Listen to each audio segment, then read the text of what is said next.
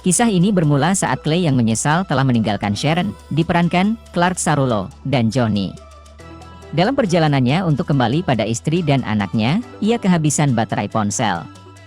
Akhirnya ia memutuskan untuk memakai telepon umum, namun sinyal elektronik dari telepon umum tersebut yang selanjutnya disebut The Pulse ternyata membuat orang-orang menjadi zombie.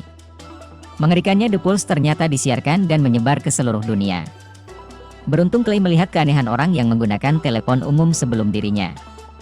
Sehingga ia pun bisa lolos dan bersembunyi di dalam gerbong kereta bawah tanah.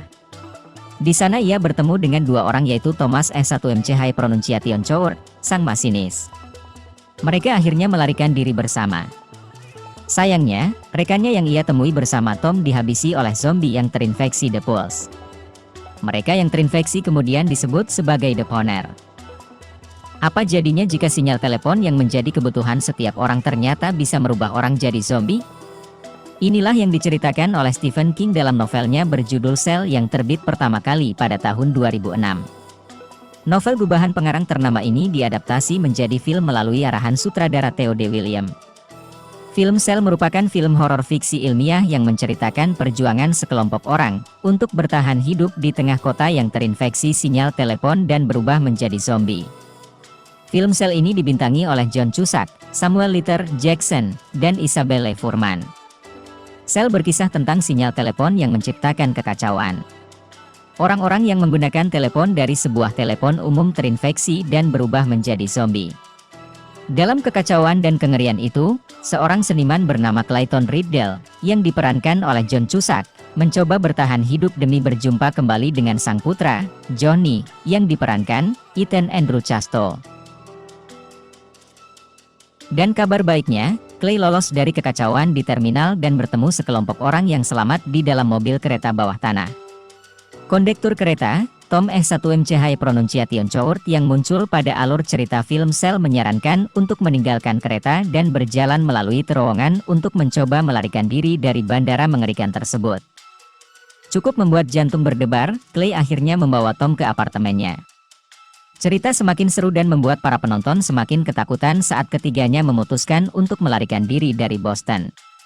Clay dan tim berhasil melarikan diri dan bersembunyi di apartemen Clay. Di sana mereka bergabung dengan seorang remaja yang merupakan tetangga Clay, Alice Maswell, diperankan Isabelle Fuhrman. Alice mengaku membunuh sang ibu untuk membela diri karena ibunya telah terinfeksi dan menjadi The Poner. Mereka bertiga akhirnya berjuang bersama dan melarikan diri menuju utara ke New England untuk menemui Sharon dan Johnny. Di luar kisah kiamat yang biasa, tidak ada banyak bakat visual atau tulisan yang khas untuk mempertahankan penonton duduk diam seperti yang diharapkan. Itu memang memiliki momen komik yang sangat gelap, dan cara zombie yang tidak berpikir berkomunikasi dengan tuan seluler jahat mereka, meresahkan saat pertama kali diperkenalkan. Tetapi bahkan adegan pembunuhan massal pejalan kaki yang mengerikan menjadi aneh, dengan semua belokan konvensional yang mengarah ke sana. Setelah beberapa keputusan karakter yang diperlukan, plot yang mencengangkan, dan kunjungan dari Stace ke Aci yang memutar-mutar kumis, Cell menggandakan dasar-dasar metafisik yang berjalan melalui halusinasi sesekali, dan urutan mimpi buruk. Ini adalah lintasan yang kemungkinan menawarkan fondasi yang lebih kokoh di halaman-halaman novel King. Tapi di sini, rasanya dicangkokkan ke cerita zombie, sebagai cara untuk menawarkan sesuatu yang tidak biasa. Itu semua memuncak dalam akhir yang kacau dan berdekatan yang tampaknya berkaitan dengan basis penggemar sepak bola yang obsesif seperti halnya dengan 90 menit film sebelumnya.